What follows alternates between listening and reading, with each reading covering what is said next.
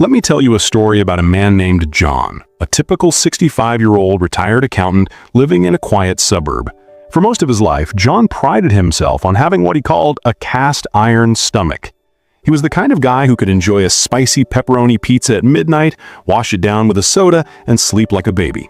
He looked forward to his retirement years, imagining them filled with travel, gardening, and long dinners with friends. But as soon as he hit 60, something shifted. It wasn't sudden, but slow and creeping.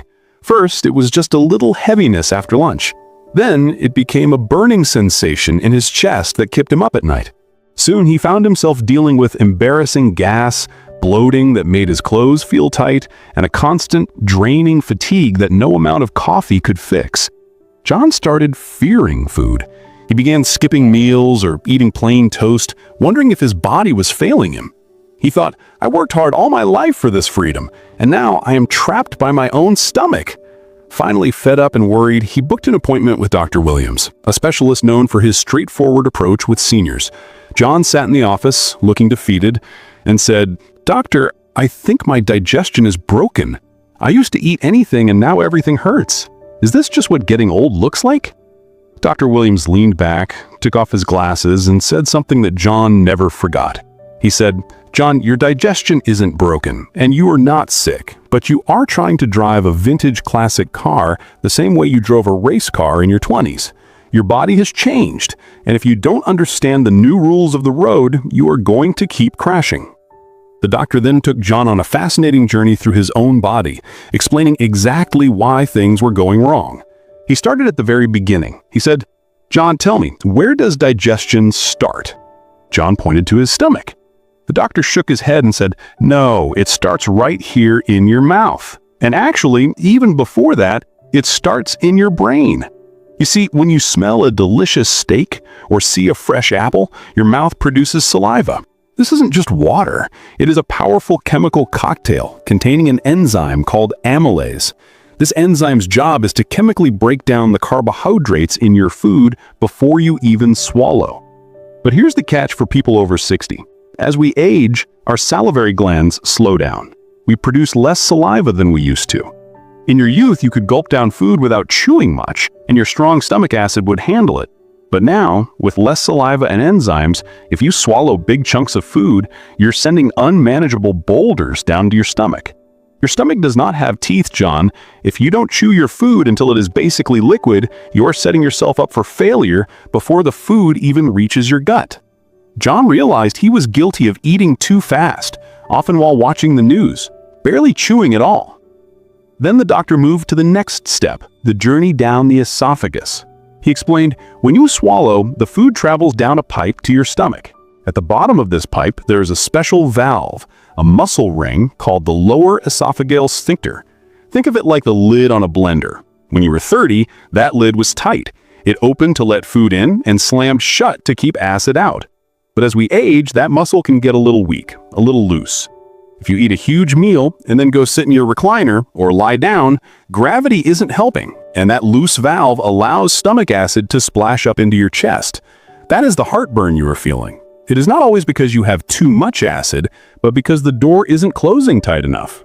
John nodded, thinking about his habit of lying on the couch right after dinner. The doctor continued to the stomach itself, explaining it in a way John had never heard before. He said, picture your stomach as a cement mixer. Its job is to churn food and mix it with hydrochloric acid. This acid is incredibly strong enough to burn skin, but your stomach has a protective lining. This acid kills bacteria and activates enzymes to digest protein. But here's where you're making a mistake, John. You told me you drink 2 big glasses of water with your dinner to wash it down. John nodded. The doctor sighed and said, imagine you have a fire burning in a fireplace trying to burn a log. That fire is your stomach acid. If you pour a bucket of water on it, what happens? The fire dies down and the log just sits there, wet and cold. When you flood your stomach with water during a meal, you dilute that precious acid. Instead of digesting in 2 hours, that food sits there for 4, maybe 6 hours, fermenting, rotting, and creating gas. That's why you feel bloated. Simple foods like vegetables might digest quickly, but the heavy processed foods you love are staying in your system way too long.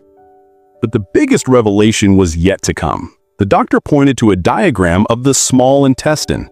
He said, "This, John, is where the magic happens. This tube is 22 feet long. Inside it, the walls are lined with millions of tiny finger-like projections called villi. Imagine a shag carpet. These tiny fingers grab nutrients from your food and pull them into your bloodstream to give you energy. But here's the sad truth. Years of eating inflammatory foods, sugar, and processed flour can damage these villi. They become flattened, like a carpet that has been walked on too much. When that happens, you can eat the healthiest food in the world, but your body won't absorb the good stuff. That's why you're tired, John. You're eating, but you're starving on a cellular level because your absorption machinery is clogged."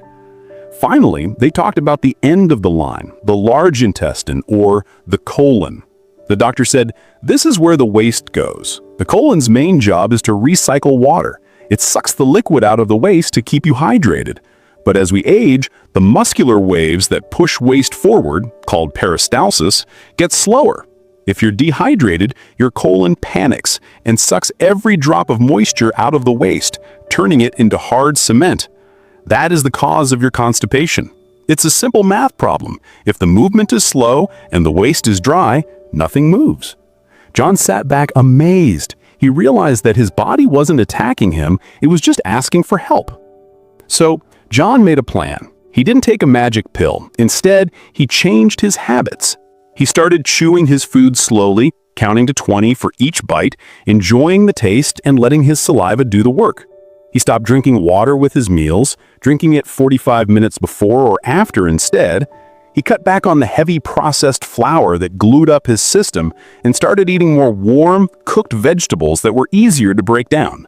He made sure to eat his final meal at least 3 hours before bed, giving his stomach time to empty so the valve wouldn't leak at night. And he started walking after dinner to help that slow peristalsis move things along. The results weren't instant, but they were profound. Within 2 weeks, the bloating was gone. Within a month, he was sleeping through the night without heartburn. And for the first time in years, he had real, steady energy to play with his grandkids. John learned that aging isn't a disease. It's just a different stage of life that requires a different manual. If John's story sounds familiar to you, know that you have the power to fix this too. Your body is resilient. It's waiting for you to treat it right. If you want to reclaim your digestive health just like John did, start with these simple steps today. If you found value in this story, please hit the like button so we can reach more people. And don't forget to subscribe to Verve for more honest health conversations. Share this with a friend who needs it. And here's to your health.